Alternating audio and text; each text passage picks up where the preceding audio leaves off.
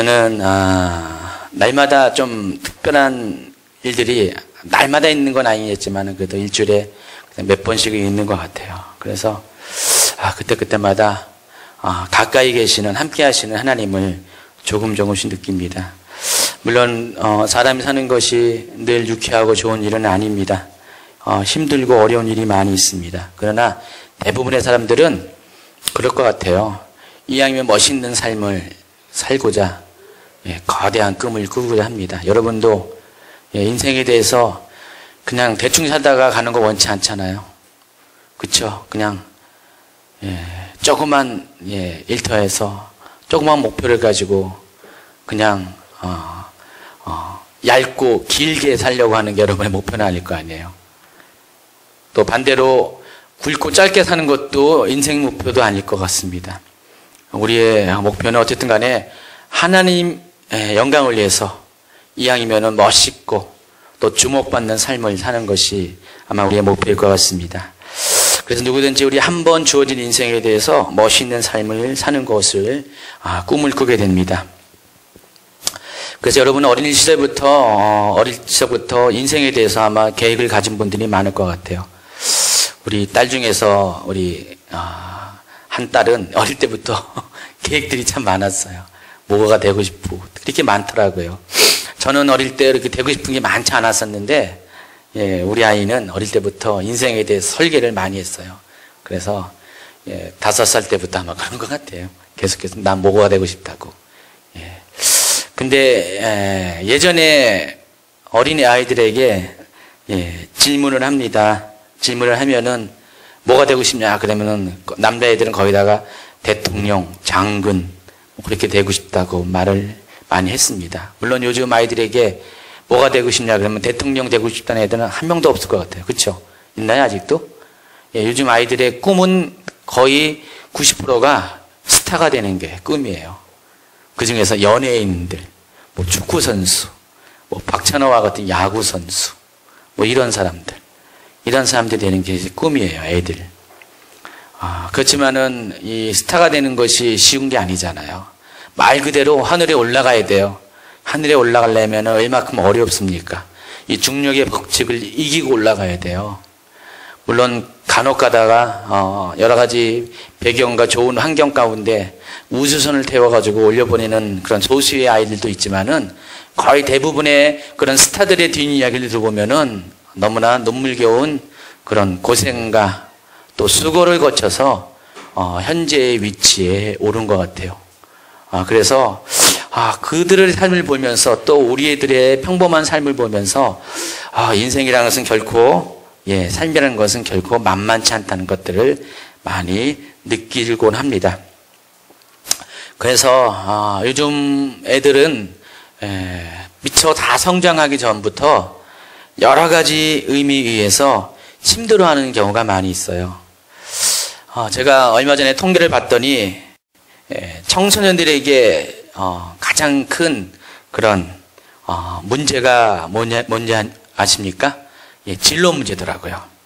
진로 문제는 학원 문제와 더불어서 함께 엮어서 굉장히 청소년들을 고민되게 하는 그런 문제입니다. 그래서 청소년들이 많이 자살을 하는데 청소년들의 자살의 원인 중에 가장 큰 것이 바로 이 미래에 대해서 그들이 불투명하게 생각을 하고 꿈이 사라졌기 때문에 청소년들이 자살을 한다고 합니다.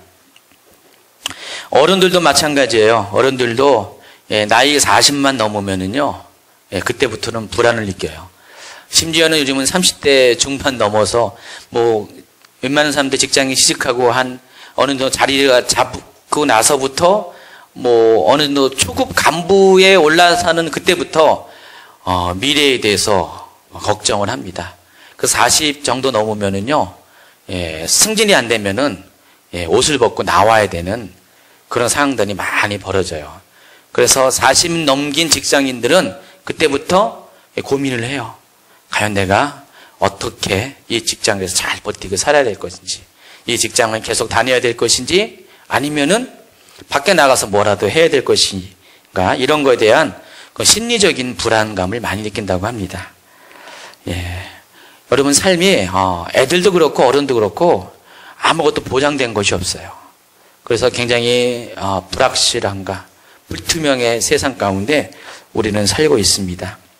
그래서 직장 생활을 간둔 사람들, 잠시나마 그 퇴직금으로 받은 그 얼마 안 되는 종잣돈을 가지고요, 대부분이 하는 거이 뭔지 아십니까? 창업을 해요. 물론 뭐 중소기업처럼 어떤 제조업 같은 데 창업하는 사람도 있지만은, 많은 사람들이 그런 능력이 안 되는 사람들은 거의 대부분 뭘 하냐? 식당이라든지, 식당 중에서 제일 많이 하는 게 치킨집을 많이 한다고 하더라고요. 근데 이 치킨집은 망하는 지름길 중에 하나더라고요. 치킨집을 하는 사람들의 거의 10명 중에 7, 8명은 거의 다가 언젠가는 망해요. 빠른 시간 내에 망해서 가지고 있던 종잣돈도 날리고, 그래서 그 중에 어떤 분들은 그냥 살 곳이 없어가지고 그냥 막노동판에 끼어들든지, 그것조차도 못한 사람들은 일부는 노숙자로 그렇게 전락한 사람들도 많이 있습니다. 그래서 저와 여러분과 같이 평범한 사람들의 가장 오늘날의 큰 문제는 내가 어떻게 이 세상에서 생존하느냐, 이 먹고 사느냐가 굉장히 큰 문제라는 것입니다. 거의 대부분의 사람들이 경제적인 문제에서 자유롭지 못하는 것이 바로 우리의 현실이라는 것입니다. 그래서 가장 잘 되는 집이 뭔지 아세요? 이 와중에 간판집이에요. 간판집이 가장 잘 돼요. 그러니까 경제가 어려울수록 사람들이 계속해서 창업하고 망하고, 그러니까 그 창업할 때마다 간판을 만들어주는 간판집이 가장 성업을 한다 그러더라고요. 또 옛날에 들어보니까 간판집하고 가장 또 잘 되는 것이 뭐냐면은 1톤 트럭을 판매하는 딜러래요. 그러니까 1톤 트럭이 가장 또 잘 팔린대요. 그러니까 사람들이 저마다 무슨 과일 장사, 야채 장사라도 할 요량으로 이렇게 준비한 사람들이 많기 때문에 그래요. 혹시 여기에 그런 분은 없죠? 송 기사님도 그런 생각 안 해봤죠? 간판은 좀 만들어봤지만 달아봤지만은 근데 여러분, 그냥 일반적인 먹고 사는 사회 속에서 있는 문제만이 아니에요. 교회에서도 마찬가지예요. 교회도요, 평균 한 1년 내지 2년에 이렇게 새로 개척하는 교회가 1년과 2년을 버티지 못하면은 문 닫는 교회들이 굉장히 많이 있어요. 100개의 교회가 생기면은, 새로 교회가 개척하면은 98개, 99개가 몇 년 안에 문을 닫는다고 하더라고요. 그러니까 더 이상 버틸 수가 없어서, 처음에는 개척을 할 때 뭐 본인이 갖고 있는 돈과 또 주변에서 또 도와준 돈을 가지고 교회를 이제 시작을 합니다. 근데 뭐 3년이 돼도 4년이 돼도 성도 한 명 없는 그런 교회가 굉장히 많이 있어요. 그러다 보니까 제일 힘든 것이 경제적인 어려움이에요. 그래서 교회도 몇 년 안에 이렇게 문을 닫는 교회들이 굉장히 많이 있습니다. 이게 교회나 일반적인 직장이나 가장 보편적인 우리나라의, 또 우리나라뿐만 아니라 전 세계적인 현실이기도 합니다. 그래서 사람들은요, 꿈도 잃어가고 있고요, 소망도 이미 사라진 지가 오래됐다는 것입니다. 그러나 그들 중에서도 몇 분의 사람들, 소수의 사람들은 그나마 꿈을 이룬 사람들이 있어요. 근데 그들의 이야기 들어보면 아까 얘기한 것처럼 정말 놀라운 엄청난 노력을 하고 많은 대가를 치른 후에야 비로소 그런 자리에 오른다는 것을 우리가 많이 알게 됩니다. 예전에는 요행이라는 단어가 좀 통했어요. 운이라는 단어가 좀 통했어요. 그래서 요행만 따르면은 그래도 별로 실력이 없고 준비가 안 돼도 성공하는 사회들이 많이 있지만은, 요즘은 스타가 되더라도 준비된 사람만이 스타가 되더라고요. 그렇죠? 스타가 되기 위해서 연습생 시절을 짧게는 3년부터 5년, 7년, 10년까지 뭐 겪는 그런 아이돌의 스타들도 많이 있더라고요. 옛날에 보니까 조건? 조건이라는 젊은 아이돌 스타가 있는데, 중학생 때인가 초등학교 때부터 자우징한 7년 이상을 연습생 시간을 거쳐가지고 데뷔를 해가지고 스타가 됐더라고요. 그러니까 많은 사람들이 그와 같이 예전에는 그냥 깜짝 스타가 되는 케이스가 많았지만은 요즘은 스타 되는 것도 녹록지가 않다는 것입니다. 그래서 많은 사람들이 이렇게 생각해요. 이 세상은 노력해도 안 되는구나.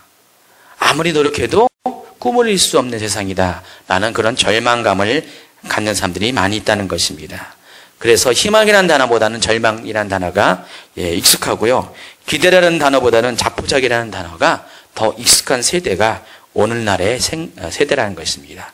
보편적인 사람들 속에 있는 인식이 그렇다는 것입니다. 그런데 자, 이런 인식들은 물론 현실 가운데서 우리가 이해할 수 있지만은 우리가 믿음 안에서는 결코 옳은 생각이 아니라는 것입니다. 이것은 분명하게 잘못된 생각이에요. 왜냐하면은 하나님께서 우리를 창조하실 때, 하나님께서 우리를 이 땅 가운데 보내셨을 때 우리를 실패자로서 우리의 삶이 귀결되도록 우리를 보내신 게 결코 아니라는 것입니다. 하나님은 우리를 창조하신 목적이 우리를 복되고 또 우리를 번성케 하고 또 땅을 정복하고 또 통치하는 그런 목적에서 우리를 창조하셨어요. 창세기 1장 26절, 27절, 28절을 읽어드리겠습니다. 하나님이 이르시되 우리의 형상을 따라 우리의 모양대로 우리가 사람을 만들고 그들로 바다의 물고기와 하늘의 새와 가축과 온 땅과 땅에 기는 모든 것을 다스리게 하자 하시고 하나님이 자기 형상 곧 하나님의 형상대로 사람을 창조하시되 남자와 여자를 창조하시고 하나님이 그들에게 복을 주시며 하나님이 그들에게 이르시되 생육하고 번성하여 땅에 충만하라 땅을 정복하라 바다의 물고기와 하늘의 새와 땅에 움직이는 모든 생물을 다스리라 하셨어요. 바로 이것이 우리의 원래의 모습이라는 것입니다. 창조 때의 원래의 모습이에요. 하나님은 우리를 특별한 존재로 만드셨어요. 여기 보니까 하나님께서 자기의 형상을 따라서 하나님의 형상대로 사람을 창조하셨습니다. 근데 남자와 여자를 창조하셨어요. 하나님께서 여러분이 남자이든 여자이든지 모든 사람을 다 하나님의 형상 안에서 하나님의 형상대로 특별한 존재로 창조하셨다는 것입니다. 근데 우리가 하나님의 형상을 입었다는 것은 우리가 이것을 그냥 간접적으로 생각하면 안 돼요. 우리가 하나님의 형상에 대해서 실제적인 생각을 해야 된다는 것입니다.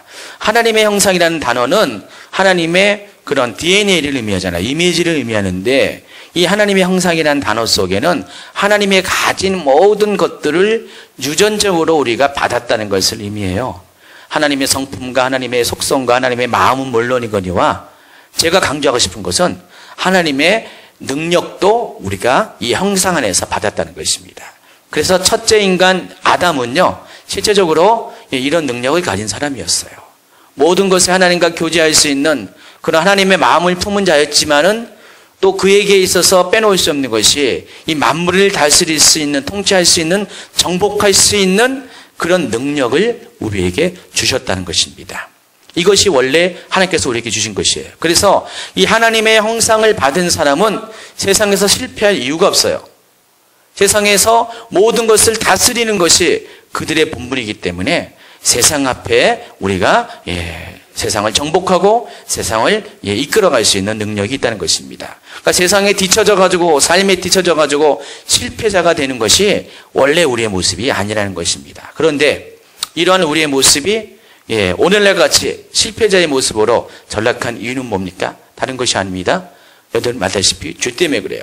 우리가 범죄할 때 범죄한 인간에게 하나님의 형상이 사라지게 되었고 소실되어지고 점점 약해질 때 우리는 그와 비례해서 하나님의 형상이 가져지는 능력을 잃어버려요.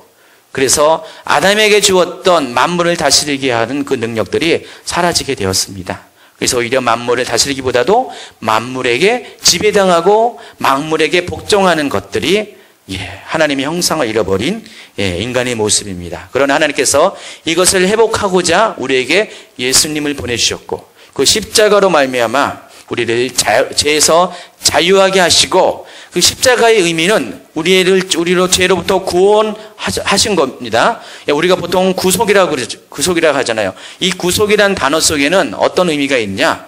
바로 전에는 죄의 묶임 가운데 있던 우리를 하나님의 나라로 이전케 했다, 이동케 했다, 움직이게 했다라는 그런 의미가 있어요. 그래서 예전에는 우리가 죄에 구속된 위치에 신분에 있었지만은 이제는 예수 그리스도의 구속으로 말미암아 우리는 새로운 그런 차원의 하나님의 나라에 들어가는 존재로 우리를 바꿔주었습니다.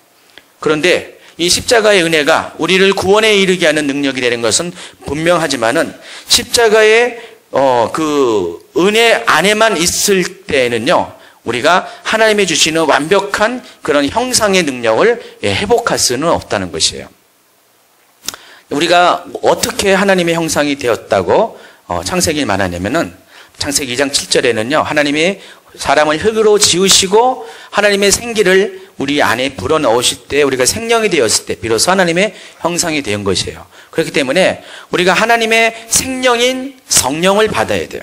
성령을 받을 때 비로소 완벽하게 우리가 하나님의 형상을 회복하는 것이에요. 그러니까 십자가는 우리가 하나님의 형상을 회복할 수 있는 길을 열어주신 것이고, 우리가 성령 안에 있을 때 완벽하게 하나님의 형상을 우리가 회복할 수가 있다는 것입니다. 자, 이것이 오늘 지난 몇 주 동안, 이 2주 동안 여러분에게 말한 바로 기름 부음이 주는 의미인 것 같아요. 계속해서 제가 이 얘기를 계속하는 것 같아요. 이 기름 부음의 의미에 대해서, 기름 부음의 유익에 대해서 지난 시간에도 그 전주에도 계속해서 반복적으로 말하는데, 오늘은 다른 차원에서 조금 더 설명이 가능한 것 같아요. 우리가 기름 부음을 어떻게 이해해야 될 것인가? 자, 기름 부음은 바로 우리의 삶에 유익을 갖다 주는 것이 기름 부음인데, 바로 하나님으로부터 성령을 통해 오는 것이 기름 부음인데, 이 기름 부음은 바로 우리의 삶 가운데 우리가 잃어버린 형상을 회복할 수 있도록, 이 형상이라는 것은 단순히 바로 하나님의 자녀의 형상일 뿐더러 자녀의 형상인 것만 말하는 것이 아니라 하나님 안에 있는 능력도 의미하는 것인데, 바로 성령의 기름을 받을 때 바로 하나님으로부터 오는 능력도 우리가 받게 된다, 회복하게 된다, 이것을 의미한다는 것입니다. 그래서 우리가 기름 부음을 받아야 하지만 특별한 존재가 되는 것이에요. 기름 부음을 받을 때에만 평범한 크리스찬이 아니라 특별한 크리스찬이 된다는 것입니다. 여러분 알듯이 전에 목동이었던 이 다윗도 기름 부음을 받았을 때, 왕의 기름을 받았을 때 특별한 존재가 되었어요. 하나님은 기름 부음 받은 사람이 그 역할을 감당하기 위해서 능력을 주었어요. 제가 지난 시간에 얘기했죠. 기름 부음은 두 가지로 이해해야 된다고 했죠. 첫 번째는 직임의 기름 부음이에요.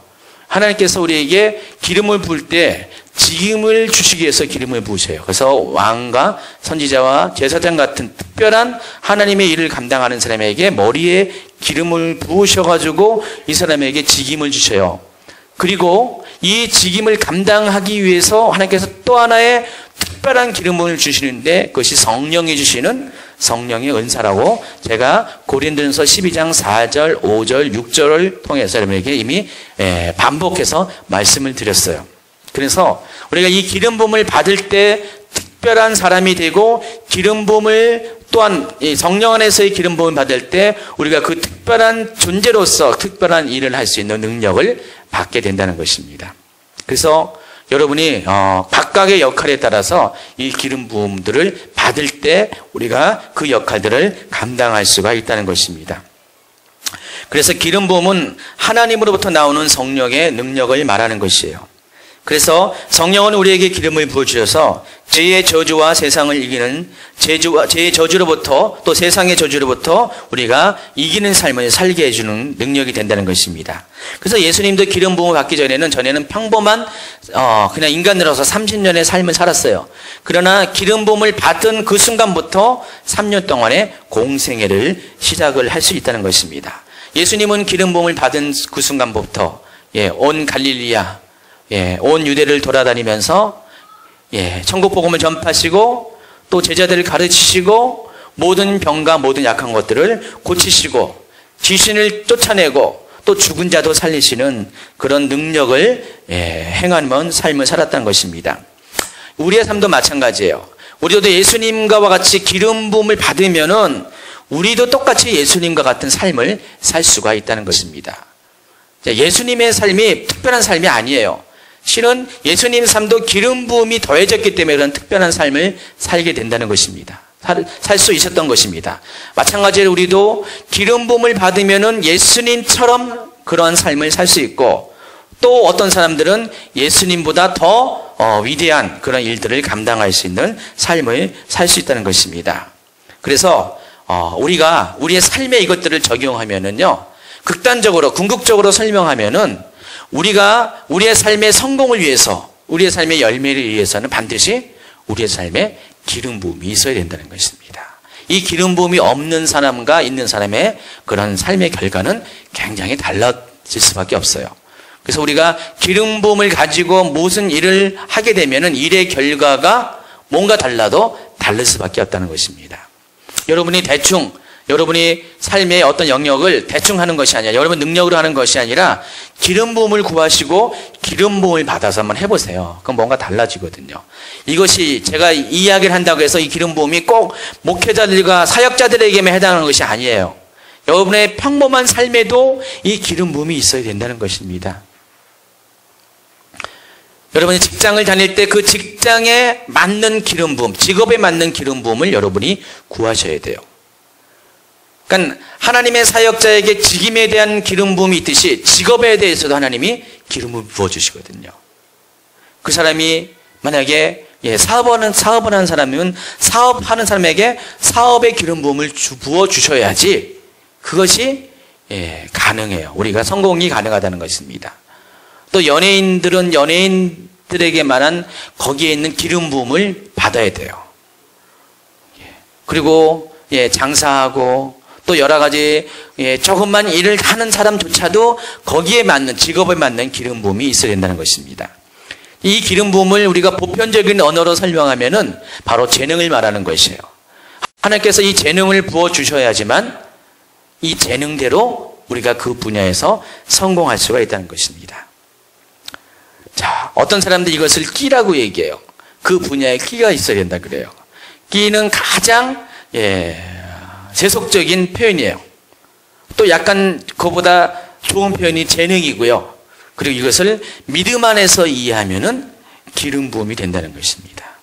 그래서 여러분이 끼가 있어야 되고 재능이 있어야 되는 것처럼 기름 부음이 있어야지 여러분의 삶에 어떤 영역이든지 여러분이 그 삶에 열매를 맺는 삶을 살 수가 있다는 것입니다. 그래서 혹 여러분 중에 지금 모든 것이 다 막히고 힘들고 되는 것도 없고 될 것도 없고 모든 삶에 절망밖에 없는 분들은요 마음을 고쳐 먹으셔야 돼요. 제일 먼저 출발해야 될 것이 하나님 안에서 내가 정말 십자가로 본어게 했나 중생했는가를 한번 점검하시고요. 하나님과의 관계 속에서 구원의 확신이 있는가를 확인하시고 또한 내 안에 성령이 내 안에 임재하셔서 내가 성령의 교제 안에 살고 있는 것들을 확인하시고 그래서 하나님과의 친밀함이 있다는 것을 확인하시고 그리고 여러분이 점검해야 될 것이 과연 하나님이 나에게 내 역할에 맞는 기름 부음을 주고 계신가, 내가 그 기름 부음대로 내가 그 역할을 감당하고 있는가를 점검하시라는 것입니다. 만약에 없다면은 지금 구하시라는 것이에요. 하나님 나에게 기름을 부어주시옵소서. 이런 기름 부음을 주시옵소서. 내가 기름 부음 없이는 아무것도 할 수 없습니다. 고백하면서 하나님께 그것을 구하는 삶을 살아야 된다는 것입니다. 그렇게 되면은요, 그때부터 조금씩 변화가 있을 것이에요. 그때부터 뭔가 회복이 있을 것이고, 그때부터 뭔가 성공의 그런 어떤 가능성들이 보이게 될 것입니다. 나이가 40이 넘어도요, 이런 종류의 기름 부음을 받은 사람은요, 새로운 일에 대한 도전할 수 있는 자신감이 생기고요. 전에는 무기력했던 사람인데 이 기름 부음을 받으면 하나님께서 반짝반짝거리는 그런 아이디어 주시고 할 수 있는 소망도 주세요. 그래서 기름 부음을 받으면 뭔가 활력이 생기고요. 뭔가 이런 일을 할 수 있는 그런 어떤 잘 돌아가기에는 윤활유와 같은 그런 역할을 기름 부음이 해결한다는 것입니다. 또 이 기름 부음을 받으면요, 하나님께서 기름 부음을 활용할 수 있는 환경들도 열어주시더라고요. 그러니까 전에는 다 막혀있던 것 같은데 이 기름 부음을 받을 때 하나님께서 환경을 열어주세요. 갑자기 하나님께서 생각지 못한 곳 가운데서 재정이 필요한 사람에는 재정을 보내주시고요. 또 어떤 사람과의 만남이 필요한 사람들은 만남을 주세요. 왜냐하면 이 기름 부음이 그것을 그렇게 되도록 만들어 가기 때문에 그래요. 그래서 우리가 기름 부음을 우리가 우리 삶 가운데 가장 친근한 것으로 이해해야 돼요. 어떤 특별한 존재만이 받는 기름 부음이 아니라 나도 내 삶 가운데, 일상의 삶 가운데서 반드시 있어야 될 필수품으로, 반드시 내 삶의 성공을 위해서 반드시 절대적으로 있어야 될 것으로 여러분이 생각하고 그것들을 구해야 된다는 것입니다. 제가 2주 동안에 한 얘기들을 오늘 또 한 거예요. 근데 하나님께서 우리에게 기름을 부었을 때 우리에게 이런 유익을 주시고 또 기름 부음이라는 것이 그런 의미가 있어요. 근데 하나님께서 기름 부음을 통해서 궁극적으로 우리에게 원하는 것은, 다시 말해서 기름 부음의 목적은 세 가지가 있습니다. 첫째가 뭐냐? 기름 부음을 통해서 우리를 거룩하게 하는 것. 그것이 첫 번째 목적이에요. 하나님은 왜 우리에게 기름을 부으시는가? 단지 우리의 성공을 위해서, 우리의 유익을 위해서? 아닙니다. 출발은 그것이 아니에요. 하나님께서 우리에게 기름을 부으신 이유가 우리로 하여금 거룩하게 하게 하기 위해서 그래요. 거룩한 백성이 되기 위해서 우리를 기름을 부으세요. 자, 기름 부음 부을 때 어떤 일이 일어납니까? 기름 부을 때 우리의 삶이 이전의 삶과 지금의 삶이 달라지는 것들이 경험하게 돼요. 기름 부음은 그런 의미예요. 평범한 사람이 특별한 사람이 되는 것이 기름 부음이라는 것입니다. 자, 이 기름 부음의 그런 실제적인 그런 경험은 성령을 통해서 우리가 이것을 경험할 수 있잖아요. 우리가 부름 부음을 받았다는 것은 성령의 임재가 먼저 있고 성령이 주시는 능력이 임할 때 우리가 기름 부음 받았다고 많이 표현하잖아요. 그게 기름 부음의 의미잖아요. 그러니까 성령이 우리 안에 오실 때 어떻게 됩니까? 우리가 성령으로 말미암아 거룩한 하나님의 성전이 되는 것이에요. 그래서 그때부터 우리가 하나님과 친밀한 교제가 가능하다는 것입니다. 요한에서 2장에 보면은 기름 부음이 모든 것을 알게 하고 생각나게 한다 그랬어요. 자, 여기서 말하는 기름 부음은 성령이 주시는 기름 부음인데, 이 성령이 우리 안에 살아계셔서 우리로 하여금 하나님의 마음과 뜻과 생각과 계획들을 알게 하시고 또 그분과 교제할 수 있도록 도와주세요. 이것을 기름 부음으로 요한 사도는 표현했습니다. 그래서 성령이 계실 때 우리 안에 하나님과의 친밀한 관계가 일어나잖아요. 회복이 일어나잖아요.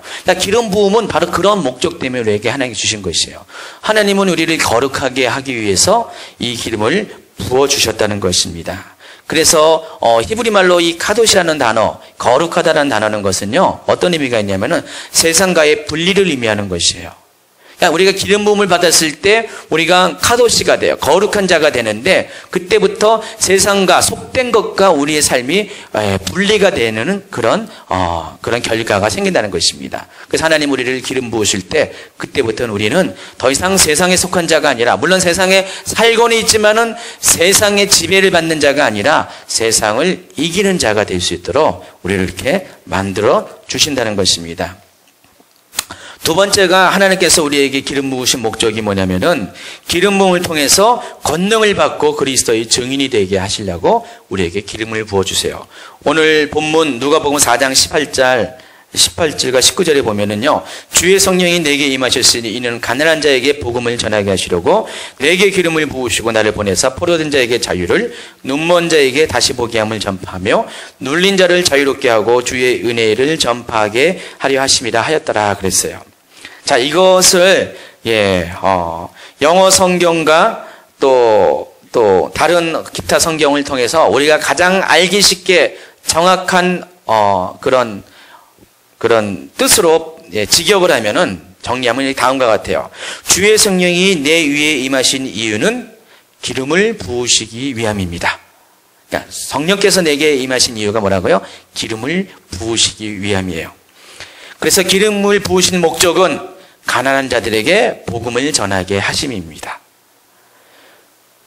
또 여기서 가난한 자는 포로된 자고 눈먼 자고 눌린 자이며, 이 가난한 자들에게 나를 보내어 주의 은혜를 선포하게 하기 위해서 하나님께서 기름을 부으셨습니다. 성령을 보내주셨습니다. 이것이 누가복음 4장 18절 19절의 그런 쉬운 번역입니다.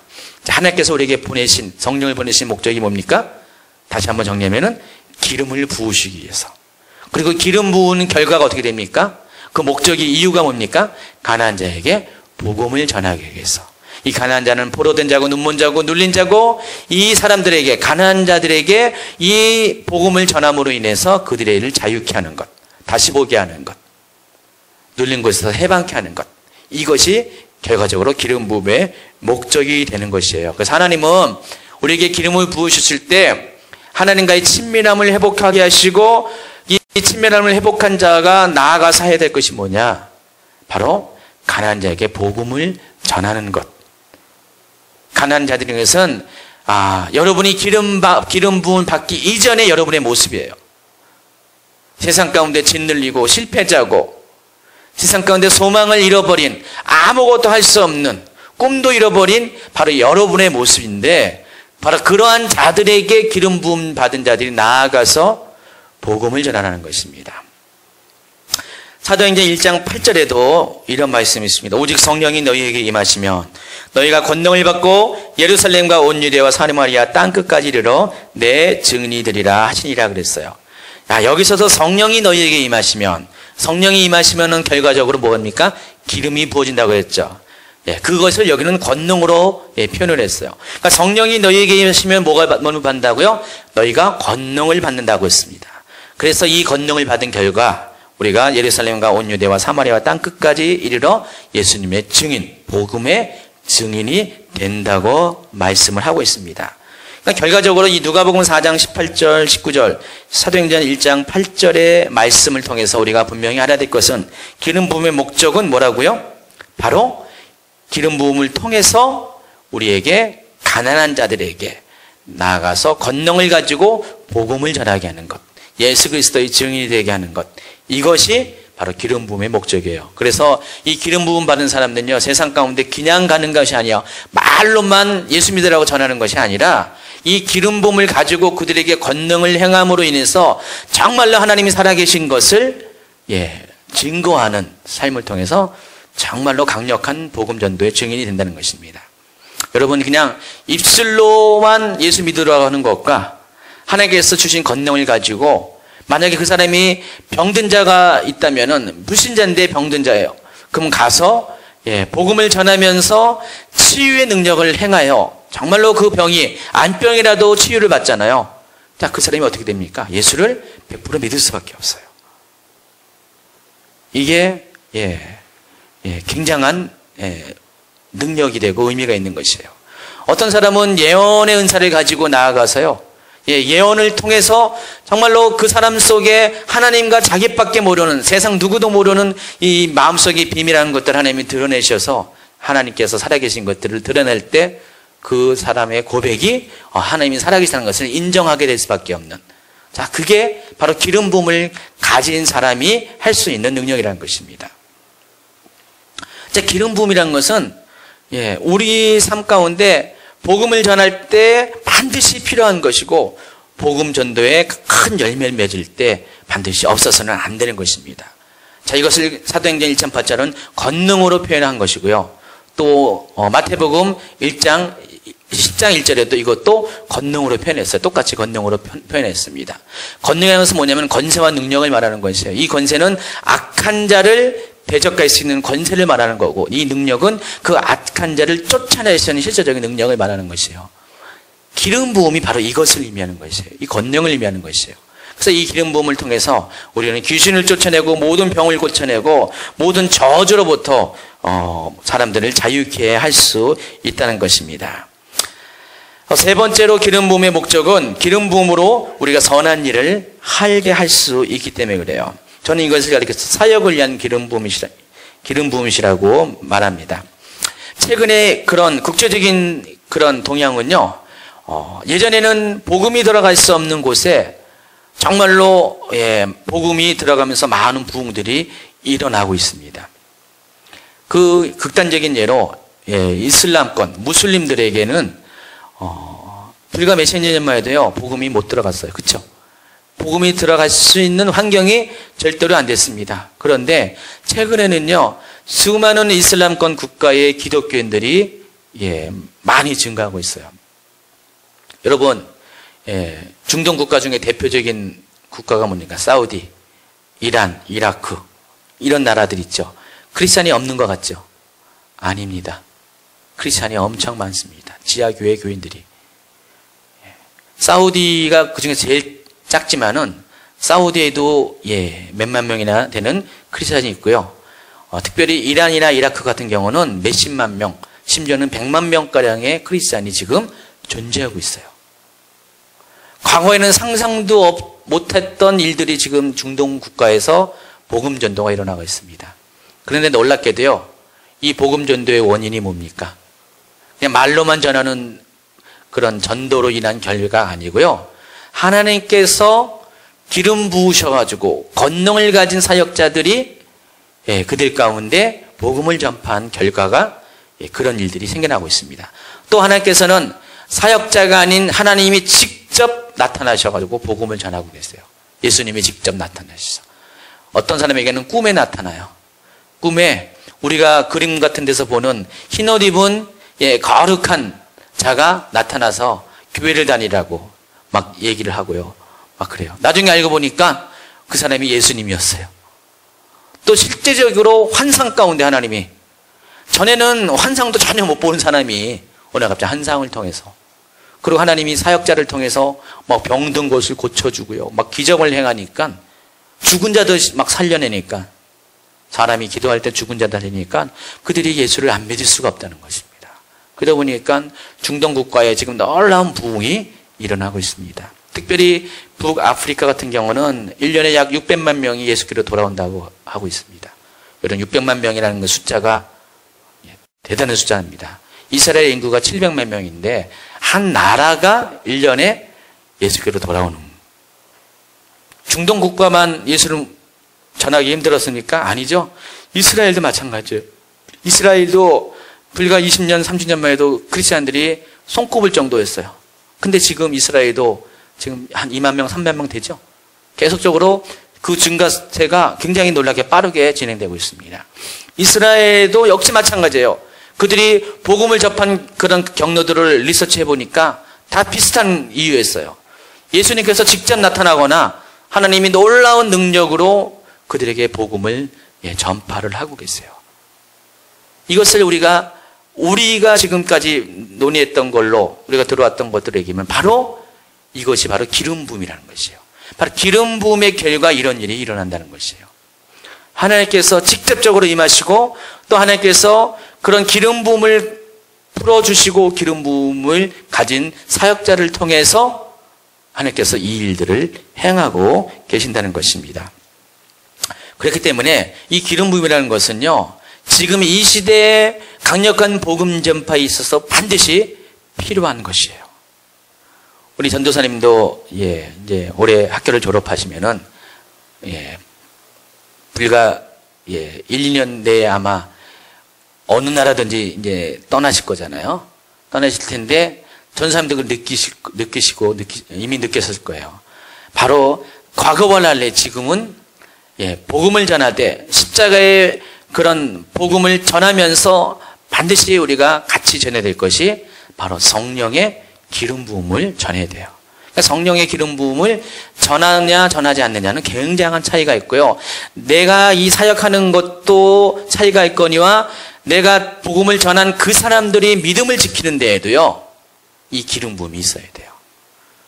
자, 기름 부음은 목적이 첫 번째 뭐라고 했죠? 기름 부음을 통해서 하나님과 친밀감이 회복된다 그랬죠. 기름 부음을 통해서 하나님이 내 안에 계신 것들을 우리가 늘 느끼며 살 수가 있어요.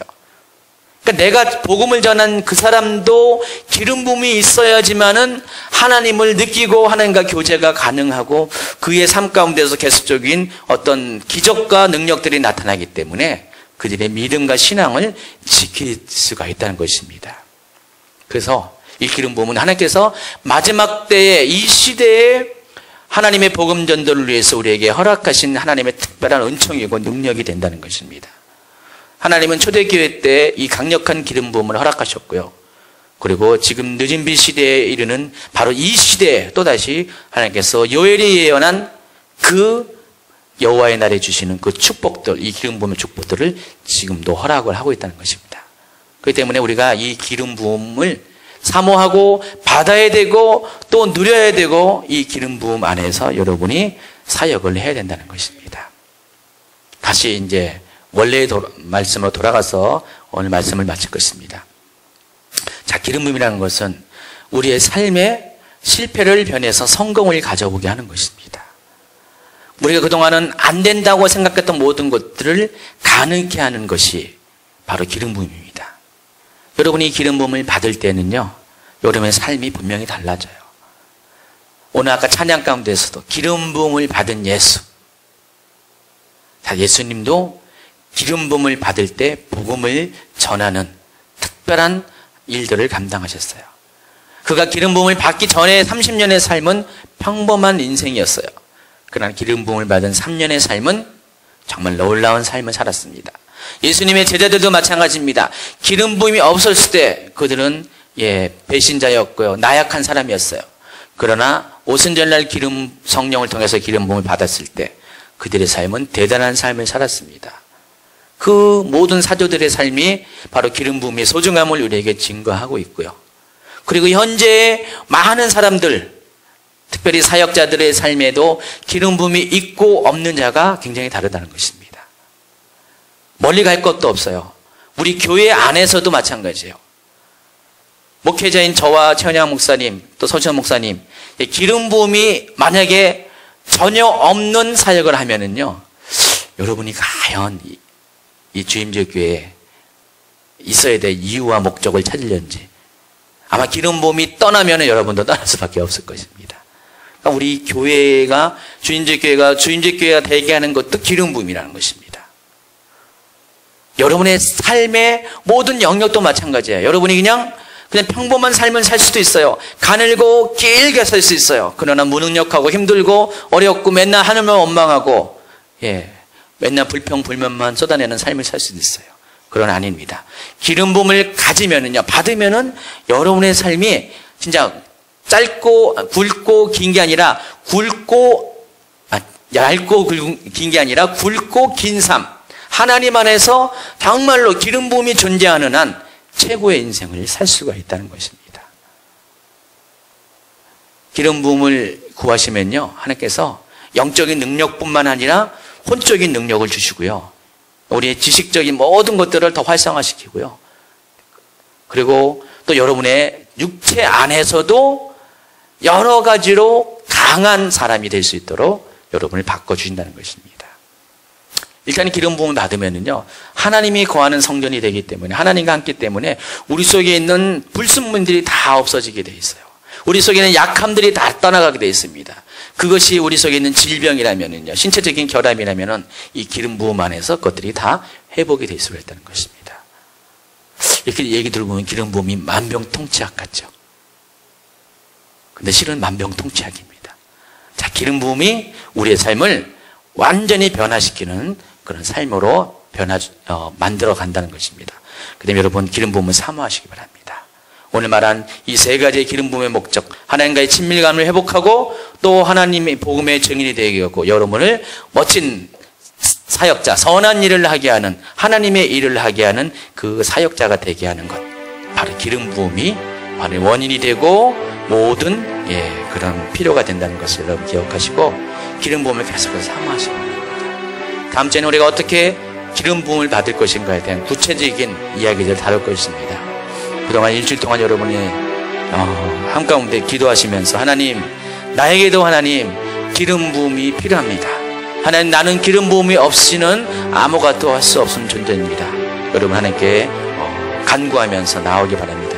먼저 오늘 기도하겠습니다. 기도할 때 하나님, 나에게 기름을 부어 주시옵소서. 성령의 기름을 부어 주시옵소서. 성령이 주시는 능력을 이 시간에 부어 주시옵소서. 그래서 이 능력 안에 살아갈 수 있도록 함께하여 주시옵소서.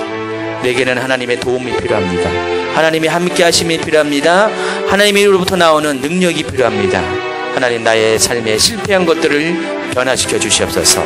회복시켜 주시옵소서. 하나님, 나로 하여금 성공한 자가 될 수 있도록 하나님 함께 달라고 이 시간에 기도하겠습니다.